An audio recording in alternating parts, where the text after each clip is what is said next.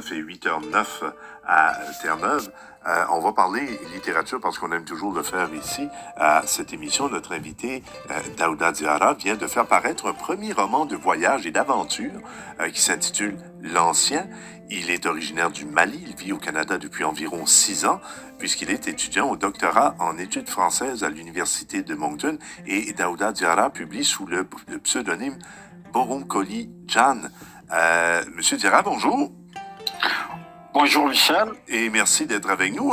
J'aimerais qu'on parle d'abord de votre nom de plume, Boronkoli Jan. Pourquoi?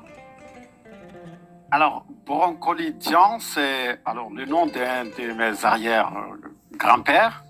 C'était un grand aventurier, mais un aventurier assez particulier parce qu'il aimait laisser des traces. Il n'aimait pas traverser l'espace sans laisser des traces. La stratégie qu'il a trouvée, c'est surtout de fonder des villages, de fonder des villes. On dit de lui qu'il a construit en tout 12 villes et 120 villages. Lui et sa suite. Du coup, moi, je me suis dit que, je vais faire comme lui, puisque je ne peux pas fonder des villages. Je vais écrire un roman qui sera mon village à ma manière. Et vous allez laisser des traces, vous également. Qu'est-ce qu'il raconte, votre roman? Alors, mon roman parle un peu de tout, mais essentiellement de l'histoire des individus, de l'histoire des peuples, mais surtout du parcours traumatique. Ça, c'est vraiment l'essentiel du contenu du roman. Et le roman L'Ancien, c'est un bel hommage que vous rendez en quelque sorte au courage de votre aïeul. C'est aussi le récit d'un monde qui peut toujours changer, de situations qui peuvent toujours s'améliorer. Votre personnage principal, qui s'appelle Biram, est un jeune Malien. Il a toutes les raisons de se décourager. Un père violent, la pauvreté sordide qui afflige la famille. Pourtant, il persiste et il s'en sort. Exactement. Alors, le roman, c'est surtout un appel à l'espoir. Ouais. Dire que le monde est là pour tout le monde. Et c'est vraiment le cas de Biram qui sort d'un milieu vraiment défavorable, mais qui se voit aidé par le monde. On voit bien qu'il est aidé d'abord par le gouvernement français à aller en France pour faire ses études. Ensuite, par son courage, il est aidé par d'autres personnes pour venir se retrouver au Canada. Et au Canada aussi, il bénéficie d'un milieu très solidaire. Alors, c'est vraiment un appel au courage et à l'espoir. Boronkoli Jan, est-ce que c'est votre histoire ou quelque chose qui peut ressembler à votre histoire? Alors, je peux dire que c'est autofictionnel. Ouais. Alors, comme le dit Dany Laferrière, on ne peut pas faire une œuvre seulement de la vie d'une personne, mais aussi du souvenir de tout le monde. Alors, j'ai essayé de colmater tous ces détails-là pour en faire un seul élément cohérent qui est devenu l'œuvre. Vous le dites, c'est un puissant message d'espoir, ça se lit tout au long. Est-ce que c'est un message que vous adressez à une catégorie de lecteurs, lectrices en particulier? Non, pas vraiment. J'ai écrit avec l'idée surtout d'informer tout le monde de la nécessité non seulement de la solidarité pour les gens qui sont dans le besoin, mais aussi de la solidarité pour les gens qui sont capables de secourir les autres. Du coup, le roman s'ouvre à tout le monde, et à ceux et celles qui doivent aider, et à ceux et celles qui doivent être aidés. L'histoire que vous racontez, c'est, on peut le dire, un regard croisé sur 3 continents, bien sûr l'Afrique, l'Europe et l'Amérique. Biram est malien, il a étudié en France, il est ensuite venu au Canada. Ça, c'est un peu votre parcours. Oui, exactement. Je peux dire que je reviens sur mon parcours, le regard croisé sur 3 continents, qui est en quelque sorte un parcours assez particulier encore, parce qu'on peut remarquer quand même que ce rapport Afrique, Europe, Amérique ne date pas d'aujourd'hui. C'est en quelque sorte le parcours du commerce triangulaire. C'est encore un rappel de l'histoire, puisque j'ai dit que le roman est centré sur la thématique de l'histoire. Alors moi, j'ai également étudié en France. Ensuite, je suis reparti au Mali. Après, j'ai décidé de venir au Canada par surtout curiosité. Alors voilà, c'est un retour sur ce parcours-là. Voilà, je peux le dire. Et quand vous dites histoire, attention, pas seulement histoire personnelle et pas seulement histoire de l'Afrique, parce que le personnage Biram est choqué, par exemple, il est ému par le sort des nations autochtones du Canada qui sont, et je vous cite, victimes d'un colonialisme violent comme les Noirs d'Afrique et les Juifs d'Europe. Alors, vous parlez directement du sort des enfants autochtones dans les pensionnats. C'est on ne peut plus actuel comme propos. Votre personnage, Biram, fait le lien direct entre le sort de l'Autochtone canadien et celui de l'indigène africain. Je reprends toujours vos propos. C'est fort. J'aimerais vous entendre sur cet actuel mouvement dit de réconciliation au Canada. Ça semble vous intéresser d'assez près, quoi.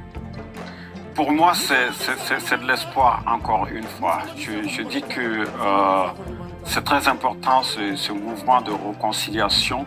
Vous savez, l'histoire, malheureusement, a toujours été violent en quelque sorte pour un Africain d'origine comme moi. Et pour un Africain comme moi, l'histoire, c'est aussi le renvoi au vécu traumatique.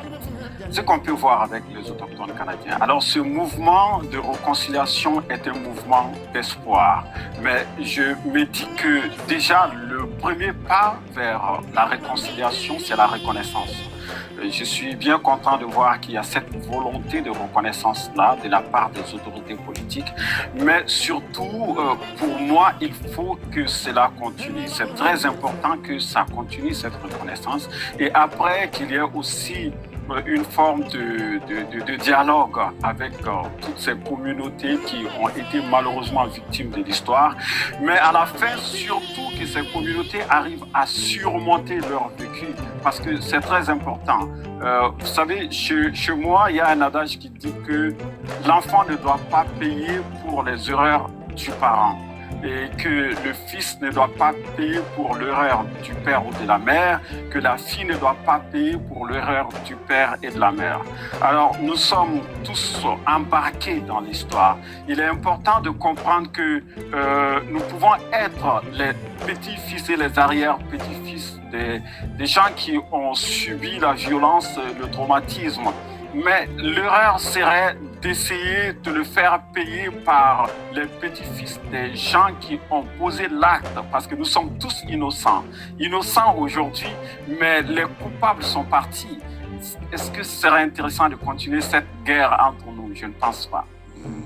Il y a de très belles phrases. Je vais en relever une que vous faites dire à Biram, votre personnage principal, au moment où il quitte Marseille après ses études. Il rentre au Mali et il dit cette très belle phrase: « J'ai compris que c'est l'espace qui fait l'homme.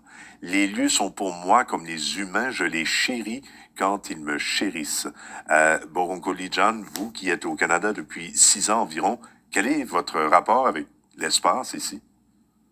Alors, vous savez, ça fait bientôt 6 ans que je suis ici et à part le climat, je ne me suis pas senti hors de chez moi, parce que pour moi, les rapports entre les humains ne sont pas basés sur les ressemblances plutôt physiques, mais plutôt vers une vie qui sera partagée du point de vue idéologique, du point de vue culturel, du point de vue social.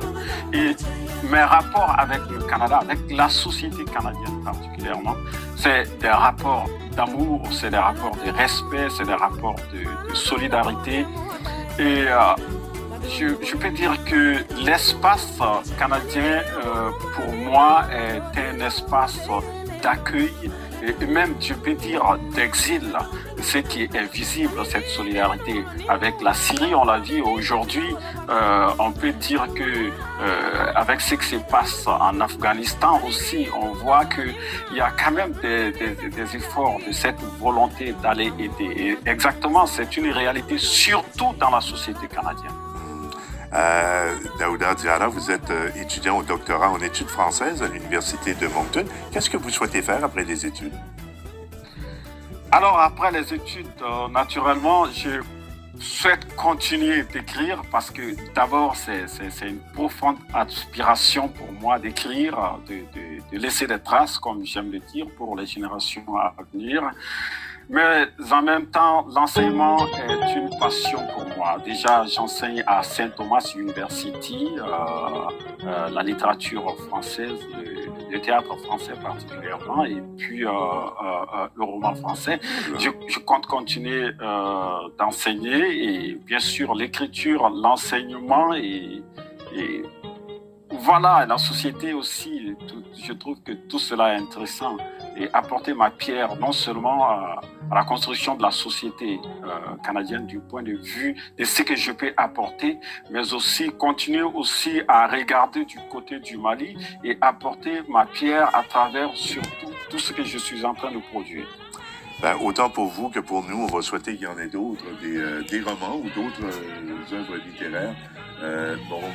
Boronkoli John, c'est votre nom de plume, mais Daouda Diarra, merci beaucoup et la meilleure des chances pour la suite des choses. Merci beaucoup de l'invitation. Merci à toute l'équipe.